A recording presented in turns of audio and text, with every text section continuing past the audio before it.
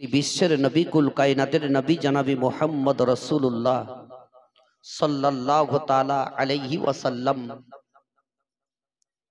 বিশ্বের নবীজি একদিন হঠাৎ করে তিনার বিবি, যার নাম হচ্ছে হযরতে খাদিজা রাদিয়াল্লাহু তাআলা আনহার বাড়িতে আসলেন। তিনি 3 দিন থেকে অনাহারে আছেন। খাদিজার সামনে গিয়ে বলছেন, ওগো খাদিজা, ঘরে কিছু খাবার আছে তো একটু আমাকে দিবে। হযরতে খাদিজা রাদিয়াল্লাহু তাআলা আনহা বিশ্বের নবীর মুখের দিকে তাকিয়ে তাকিয়ে কাঁদতে আরম্ভ করলেন। জোরে বলুন সুবহানাল্লাহ। ওই সমাধি আল্লাহর নবী দুজাহানের আকা জনাবি মুহাম্মদ রাসূলুল্লাহ সাল্লাল্লাহু তাআলা আলাইহি ওয়াসাল্লাম বললেন, ওগো খাদিজা, কেন তুমি এভাবে আমার দিকে তাকিয়ে তাকিয়ে তাকিয়ে তাকিয়ে কান্না করো? তোমার 2 চোখ দিয়ে কেন পানি পড়ে যায়? হযরতে খাদিজা বললেন, ইয়া রাসূলুল্লাহ, ইয়া হাবিবাল্লাহ, নবী গো, আমার বাড়িতে কোনো খাবার খাদ্য নাই, তবে আমার বাড়িতে একটা বকরি ছিল। ওই বকরির দুধ দহে 1 গ্লাস আপনার জন্য আমি রেখেছি, এবং আমার বাড়ির পার্শ্ববর্তী একজন ব্যক্তি আমাকে মাত্র 4টা খেজুর দিয়েছিল। ওই 4টা খেজুর থেকে আমি 2টা খেজুর খেয়ে নিয়েছি, এবং আপনার জন্য 2টা খেজুর আমি রেখে দিয়েছি। হযরতে খাদিজা রাদিয়াল্লাহু তাআলা আনহা সঙ্গে সঙ্গে 2টা খেজুর এবং 1 গ্লাস দুধ নিয়ে বিশ্বের নবীর সম্মুখে হাজির করে দিলেন। দয়ার নবীজি খাদিজার মুখের দিকে তাকিয়ে তাকিয়ে দেখেন, দয়ার নবী মুস্তাফা আমার একটা খেজুর হাতে নেওয়ার পরে হযরতে খাদিজাকে বললেন, ওগো খাদিজা, এ নাও তুমি একটা খেজুর নিয়ে নাও, আর আমি একটা খেজুর খেয়ে নিচ্ছি। হযরতে খাদিজা আরো জোর কাঁদতে আরম্ভ করে দিলেন। হযরতে খাদিজার চোখের পানি ঝরঝর করে ঝরে যায়। দয়ার নবী মুস্তাফা বললেন, ওগো খাদিজা, কেন তুমি এইভাবে কান্না করো? হযরতে খাদিজা বললেন, ইয়া রাসূলুল্লাহ, ইয়া হাবিবাল্লাহ, নবী গো, আমি 2টা খেজুর খেয়েছি, আপনার জন্য আমি 2টো খেজুর রেখেছি, আপনি 2টো খেজুর সঙ্গে সঙ্গে খেয়ে নিন। নবী বললেন, না না, আমার সামনে তুমি একটা খেজুর খাও, আর আমি একটা খেজুর খেয়ে নিব। কই জোরে বললেন না সুবহানাল্লাহ? পয়সা লাগছে নাকি? হ্যাঁ, আগেই বলেছি তো, আমাদের তো এই শিক্ষাটুকুনি নাই কি কোন জায়গায় কোন মুহূর্তে সুবহানাল্লাহ বলতে হয়, এটাই তো আমরা জানি না। আগেই বলেছি, মাথায় ভরে রাখবেন কথা। তারা কি কষ্ট করেছেন, তাদের কথাবার্তা শোনার পর মুখে তো আমাদেরকে মুখে বলাটা উচিত কি সুবহানাল্লাহ, তারা এত কষ্ট করেছে। আজ সত্যিকারই আমি খোদার কসম করে বলবো, আল্লাহ যদি মেয়ে ছেলেদেরকে বলতো কি তোমরা জোরে জোরে আওয়াজ করে সুবহানাল্লাহ বলো এবং দরুদ পড়ো, তো আপনাদের আমাদের মতো বেটা ছেলেগুলাকে আওয়াজ ওরা ঢেকে দিত, থাকতো না? কেন বলুন তো?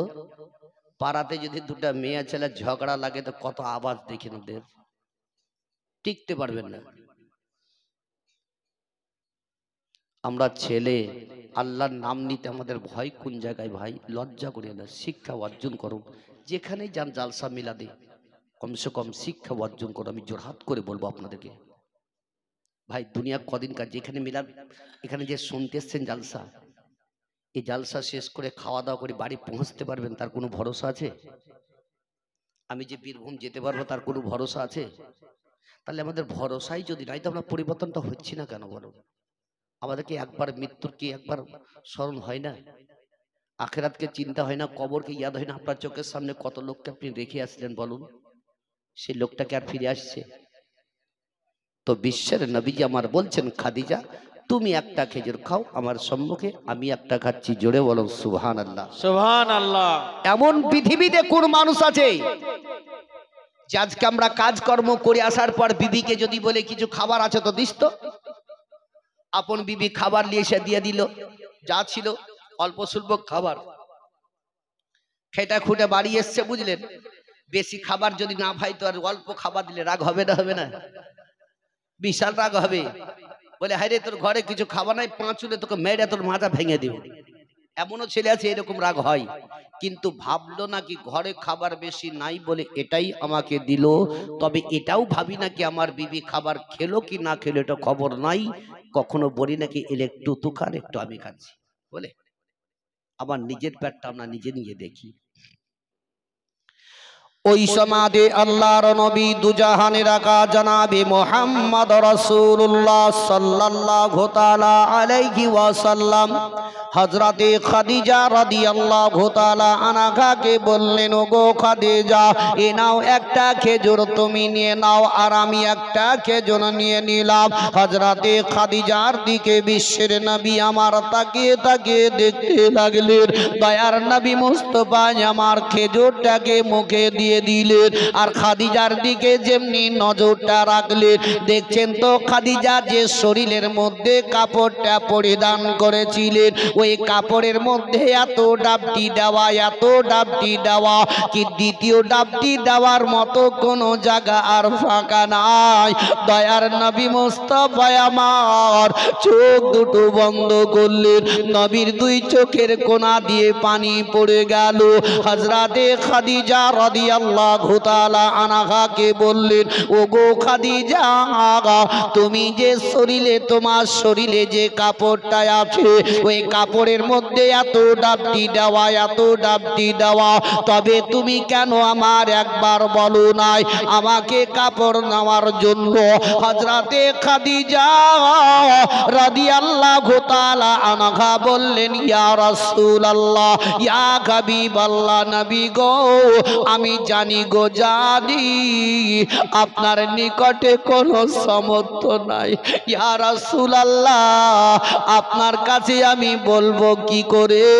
তবে বাপজিরা, ভাইরা আমার, আজকাল বর্তমান যুগে মেয়েদেরকে দেখবেন বাড়ির ভিতরে সুটকেসে যদি 4টা 5টা 10টাও যদি কাপড় থাকে, অন্য কাউরির বাড়িতে যদি বিয়েতে যায়, স্বামীকে বলবে, স্বামী গো, তুমি আমাকে বাজার থেকে নতুন কাপড় এনে দাও, তারপরে আমি বিয়েতে চলে যাব তার বাড়ি। তবে ঘরের সুটকেসে এত কাপড় থাকলো, সেটার দিকে তার লক্ষ্য হলো না। ওই বিবি লক্ষ্য করলো না আমার স্বামীকে যে কাপড় কেনার জন্য আমি অর্ডার করব, তার নিকটে সমর্থ টাকায় আছে কিনা সেটা কিন্তু দেখল না। আজকালকার বর্তমান বিবিরা এত জিদালি, এত জিদি, এমন ওই সমাতে আপন বলবে তুমি যেখানে পাবা সেখান থেকেই এনে দাও। হচ্ছে না?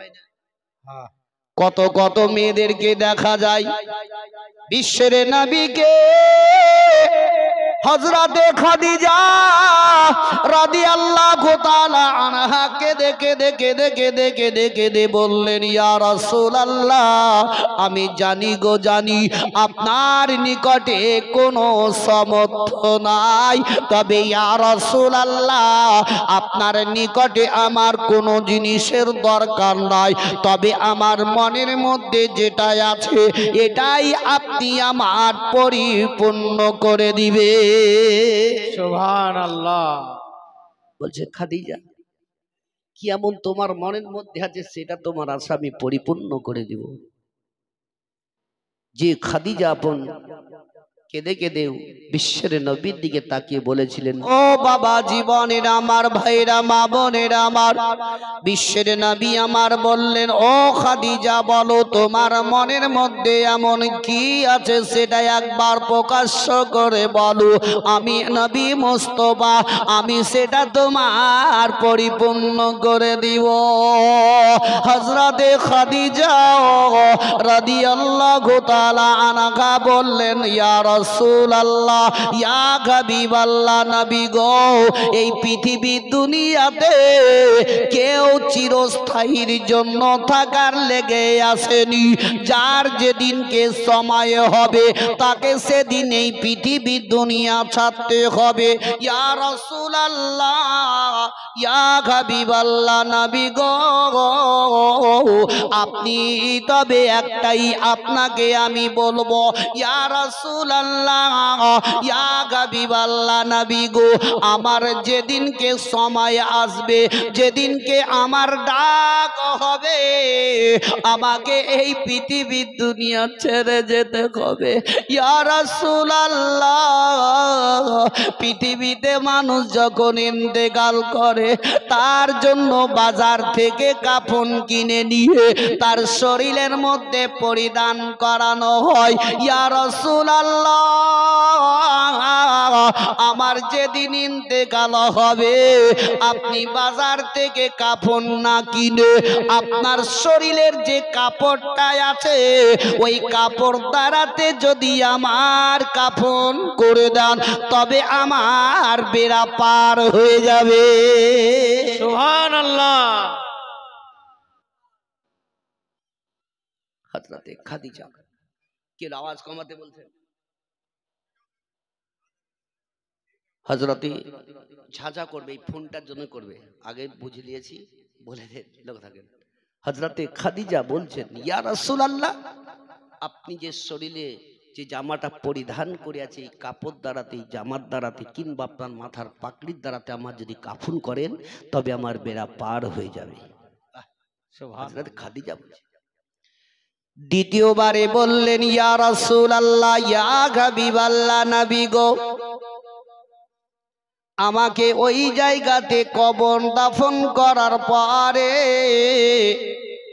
সমস্ত সাহাবীরা সমস্ত লোকেরা যখন চলে যাবে আপনি আমার কবর থেকে আপনি হিলবেন না নবী বললেন খাদিজা ও খাদিজা বলো কেন তোমার কবর নিকট থেকে আমি হড়ব না হযরতে খাদিজা বললেন ইয়া রাসূলুল্লাহ ইয়া হাবিবাল্লাহ নবী গো আপনি আমার কবরে চারিপাকে পাকে পাকে পাকে পাকে আপনি ঘুরবেন ইয়া রাসূলুল্লাহ ইয়া হাবিবাল্লাহ নবী গো যখন মানুষকে কবর দাফন করানো হয় দোয়া খায়ের করে মানুষ 40 কদম কবর থেকে যখন চলে যায় ওই কবরের মাটি এদিককার মাটি ওদিককার মাটিকে বলে আর দেরি করিস না এবার কম পিসা করে পিসতে আরম্ভ করে দে ইয়া রাসূলুল্লাহ আপনারা যখন আমাকে দাফনিয়ে চলে যাবেন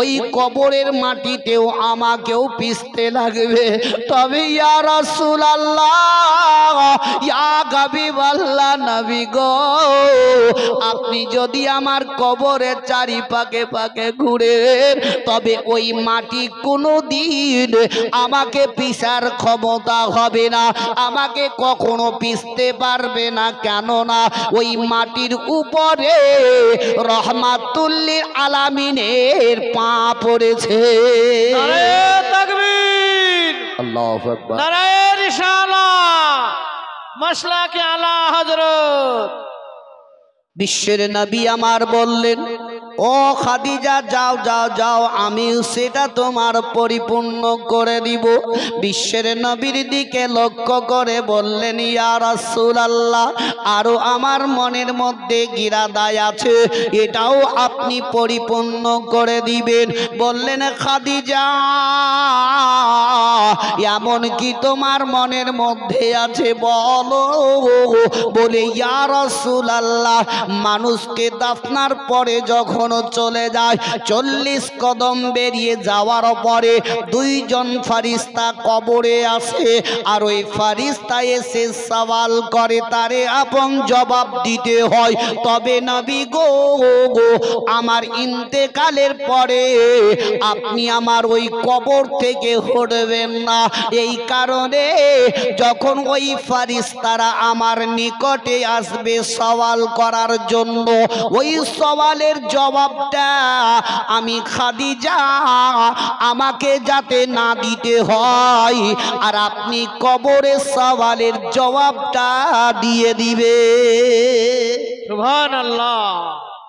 নবী বললেন, খাদিজা যাও, আমি তোমার সেই কবরের সওয়ালের জবাবটা আমি দিয়ে দিব। জোরে বলো সুবহানাল্লাহ। সুবহানাল্লাহ। ভাই, তাহলে তাদের ভিতরে বিশ্বাস ছিল না? ছিল না? আজ আমাদের ভিতরে বিশ্বাসটা কি আছে? আজ আমরা কিছু কিছু যুবক ছেলেরা ওই মোবাইল দেখে দেখে মৌলবি তৈরি হয়ে যাচ্ছে। ভাই, তাদের কাছ থেকে একটু দূরে থাকার চেষ্টা করুন। নবীর আদর্শ মানুন। যে নবীর কারণে, বলুন তো, কোরআন কার কারণে পেয়েছি? নবীর কারণে। নামাজ পেয়েছি কার কারণে? নবীর কারণে। রোজা পেয়েছি কার কারণে? নবীর কারণে। কাবা পেয়েছি কার কারণে? নবীর কারণে। কথাই বলা হয়, কোরআন যদি ভালোবাসতে হয় তো কোরআনের আগে আমার নবীকে ভালোবাসো। নামাজকে যদি ভালোবাসতে হয় তাহলে নামাজের আগে আমার নবী মুস্তাফাকে ভালোবাসো। রোজাকে যদি ভালোবাসতে হয় তো রোজার আগে আমার বিশ্বের নবীকে ভালোবাসো। নবীর কারণে তো আমরা সব পেয়েছি। তাহলে কেন আমরা নবীর বেতহিনী করব? ভাই, যে নবী পৃথিবী জগতে আসার সময়তেও কাঁদলেন, যাওয়ার সময়তেও কাঁদলেন, আজও পর্যন্ত মদিনায় সাহিত্য ইয়া হাবলি উম্মতি বলে কাঁদেন। বিশ্বের নবী, কুল কায়নাতের নবী জনাবে মুহাম্মদ রাসূলুল্লাহ সাল্লাল্লাহু তাআলা আলাইহি ওয়াসাল্লাম, তিনি টুকটুক করে হযরতে খাদিজার বাড়ি থেকে বেরিয়ে চলে গেলেন। জোরে বলুন সুবহানাল্লাহ। সুবহানাল্লাহ। হযরতে খাদিজা রাদিয়াল্লাহু তাআলা আনহা বাড়ির ভিতরে বসে আছেন। এমন সময়তে হযরতে খাদিজা চিন্তা করছেন কি বিশ্বের নবী বাড়িতে আসছেন না, করে কয়েক ঘন্টা হয়ে গেল। আল্লাহর নবী দুজাহানের আকা জনাবি মুহাম্মদ রাসূলুল্লাহ সাল্লাল্লাহু তাআলা আলাইহি ওয়াসাল্লাম, বাবা জীবনের আমার ভাইরা, আমার মা বোনেরা, আমার হযরতে খাদিজা রাদিয়াল্লাহু তাআলা আনহা বাড়ির মধ্যে বসে আছেন। বিশ্বের নবী আমার বেরিয়ে চলে গেলেন। 1 ঘন্টা 2 ঘন্টা হয়ে গেল।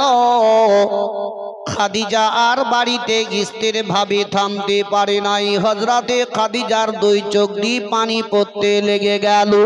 হযরতে ফাতেমাতুজ জোহরা রাদিয়াল্লাহু তাআলা আনহাকে হযরতে খাদিজা যখন ডাক করলেন, ওই সময়তে হযরতে ফাতেমাতুজ জোহরা রাদিয়াল্লাহু তাআলা আনহা টুক টুক টুক টুক করে খাদিজার বাড়িতে চলে আসলেন। হযরতে খাদিজা বললেন, ও বেটি ফাতেমা, তবে একটা কথা আমি বলবো গো ফাতেমা। তখন ফাতেমার বয়স ছিল মাত্র 6 থেকে 7 বছরের বয়স। কত বললাম? মন আমার দিকে ধ্যান দিয়ে থাকবেন। প্রত্যেকটা মা বোনদেরকেও বলবো, আপনারা জীবনে মন দিয়ে একটু শোনার চেষ্টা করবেন। যাই হোক, মাশাআল্লাহ, যাই হোক 10 20 50 যাই দিল, আল্লাহ তাদের দানকে যাতে কবুল করে নেয়। জোরে সকলে বলুন আমিন। ওই সমাতে হযরতে খাদিজা রাদিয়াল্লাহু তাআলা আনহা বাবা বিশ্বের নবীর বেটি ফাতেমা জোহরা রাদিয়াল্লাহু তাআলা আনহাকে বললেন, ওগো ফাতেমা, তবে একটাই কথা শুনে নাও, শুনে নাও। তোমার আব্বার সময় হয়ে গেল 1 থেকে 2 থেকে 3 ঘন্টা, তবে এখনো পর্যন্ত তোমার আব্বা বাড়িতে এলেন না। তবে একটু তুমি বাড়ি থেকে বেরিয়ে চলে যাও, তোমার আব্বার খবরটা একটু নিয়ে আসো না কেন? হযরতে ফাতেমাতুজ জোহরা রাদিয়াল্লাহু তাআলা আনহা টুকটুক করে রাস্তা ধরে চলতে আরম্ভ করলেন। হযরতে ফাতেমাতুজ জোহরা রাদিয়াল্লাহু তাআলা আনহা যখন রাস্তা ধরে চলতে আরম্ভ করলেন, একটু দূরে যাওয়ার পরে দেখা গেল একটা পাগলের মতো মানুষ বাবা হেঁটে হেঁটে হেঁটে আসতেছিল আর শরীরে জামাটা রক্তে লাল হয়ে আছে, এমনকি মাথার চুলগুলা এলোমেলো হয়ে আছে। হযরতে ফাতেমা জোহরা রাদিয়াল্লাহু তাআলা আনহা ওই লোকটাকে পাগল ভেবে বাবা ভয় পেয়ে ওয়াপসি কাঁদতে কাঁদতে কাঁদতে বাড়ির দিকে রওনা হয়ে গেলেন। হযরতে ফাতেমা জোহরা দরজাতে দাঁড়িয়ে দাঁড়িয়ে বাবা কান্না করতেছিলেন। এমন সময়তে খাদিজার কানে আওয়াজ চলে গেল। হযরতে খাদিজা বলতে লাগলেন, ওগো বেটি ফাতেমা, কেন তুমি এইভাবে কান্না করো বলো, তোমার দুই চোখ দিয়ে কেন পানি পড়ে যায়? হযরতে খাদিজা রাদিয়াল্লাহু তাআলা আনহা যখন এই কথাটি বললেন, ওই সময়তে ফাতেমা বললেন, মা আমি যখন রাস্তা ধরে চলি ওই সময়তে একটা পাগল লোক দেখে ভয়ে পালিয়ে এসেছি। আওয়াজ মাইক বন্ধ কেন? অসুবিধা হচ্ছে নাকি? আচ্ছা, যাই হোক, হয়তো পরীক্ষার সিজন চলে আসছে নাকি। যাই হোক, মাশাআল্লাহ ভাইরা আমার, বাপজিরা আমার, হযরতে খাদিজা রাদিয়াল্লাহু তাআলা আনহা বললেন, ওগো বেটি ফাতেমা, তবে দ্বিতীয়বারে তুমি চলে যাও, তোমার আব্বার খবরটা নিয়ে এসো, কত দূরে আসছে আমাদেরকে দিয়ে দেন। মাইক বন্ধ, বক্স চলুক, বক্সের আওয়াজ ছেড়ে দেন, তাহলে হলো। ওইগুলো বাজছে তো? মাশাআল্লাহ, মাইক ম্যান ভাই খুব ভালো, এনাকে কোনোদিন দেখিনি, আজকে নতুন দেখলাম, আর যদি দেখাচ্ছি হয়তো কোনো খেয়াল আসছে না মনে হয়। তো যাই হোক, হযরতে খাদিজা ফাতেমা জোহরা রাদিয়াল্লাহু তাআলা আনহাকে বললেন, তুমি একটু এগিয়ে চলে যাও, একটু সামনে বেশ দেন। ওই সমাদে হযরতে ফাতেমা জোহরা রাদিয়াল্লাহু তাআলা আনহা বাবা এমন কি টুক টুক টুক টুক টুক টুক করে আপন চলতে আরম্ভ করলেন। ফাতেমা একটু আগে যাওয়ার পরে যেই লোকটাকে দেখেছিলেন ওই লোকটা জমিনের মধ্যে পড়ে আছে। এমন কি ফাতেমা দেখার পরে ভয় পেয়ে গেলেন। ফাতেমা একবার আগে দিকে তাকান, একবার পিছন দিকে মুখটা মোড়ে দেখতেছিলেন, বলে ওই লোকটা তো জমিনের মধ্যে পড়ে আছে, আমি আগে যাব না বাড়ির দিকে ওয়াপসি চলে যাব। হযরতে ফাতেমা জোহরা যেমনি মুখটা পিছন দিকে মোড়ে নিলে, ফাতেমার তখন বয়স বাবা 6 থেকে 7 বছর। হযরতে ফাতেমার দুই চোখ দিয়ে পানি ঝরঝর করে ঝরতে লাগলো। ফাতেমা জোহরার স্থির ভাবে থামতে পারলেন না।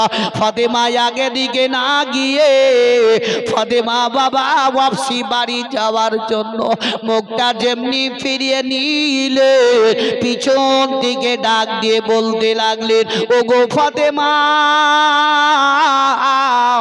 ও ফাতেমা, আমি এমন কোন মানুষ নয়, আমি এমন কোন পাগল নয়, পাগল নয়, আমি হচ্ছি তোমার আব্বা নবী মুস্তাফা।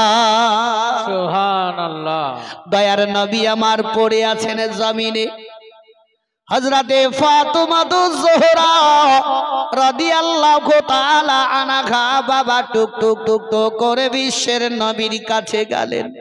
যেই নবী মুস্তাফা দয়ার নবী জমিনে পড়ে আছে, শরীরের জামাটা রক্তে লাল হয়ে।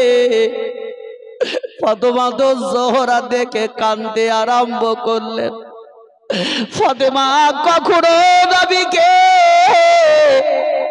আব্বা আব্বা বলে ডাকতেন না, যেতে ফাতেমা বলতেন ইয়া রাসূলুল্লাহ। ফাতেমা বললেন, ইয়া রাসূলুল্লাহ, ইয়া হাবিবাল্লাহ, নবী গো, আপনার এই অবস্থাটা কে করেছে বলুন না কেন? নবী আমার দুইটা চোখ বন্ধ করলেন, নবীর দুই চোখের কোনা দিয়ে পানি পড়ে গেল। বিশ্বের নবীর বেটি ফাতেমা বললেন, ওগো আব্বা জান, আপনি কাঁদবেন না, চোখের পানি একটু বন্ধ করুন। বিশ্বের নবী বললেন, ওগো ফাতেমা, তবে ফাতেমা আমি সব কিছু বরদাস্ত করতে পারি গো মা, তবে তোমার চোখের পানি বরদাস্ত করতে পারি না। ফাতেমা তুমি একটু চোখের পানি বন্ধ করো গো। হযরতে ফাতেমা তো জোহরা বললেন, ইয়া রাসূলুল্লাহ, ইয়া হাবিবাল্লাহ, নবী গো একবার আপনি বলুন না কেন আপনার প্রতি এমন করে কে অত্যাচার করেছে? নবী আমার বললেন, ফাতেমা তবে একটাই কথা জেনে নাও, তারাই আমাকে চিনতে না পারার কারণে আমার প্রতি তারা অত্যাচার করেছে। ওগো ফাতেমা, তবে এমন একটি জামানায় আসবে, এমন একটি সময় আসবে গো ফাতেমা, ওই সমাদে পৃথিবীর গাছপালা তরুলতা নদ নদী কীট পতঙ্গ সারা বিশ্বের মানুষ পড়বে জোরে জোরে পড়ো লা ইলাহা ইল্লাল্লাহ, জোরে একসাথে পড়ো লা ইলাহা ইল্লাল্লাহ, লা ইলাহা ইল্লাল্লাহ, লা ইলাহা ইল্লাল্লাহ মুহাম্মাদুর রাসূলুল্লাহ সাল্লাল্লাহু তাআলা আলাইহি ওয়াসাল্লাম। আল্লাহুম্মা সাল্লি আলা সাইয়্যিদিনা মাওলানা মুহাম্মদ ওয়া আলা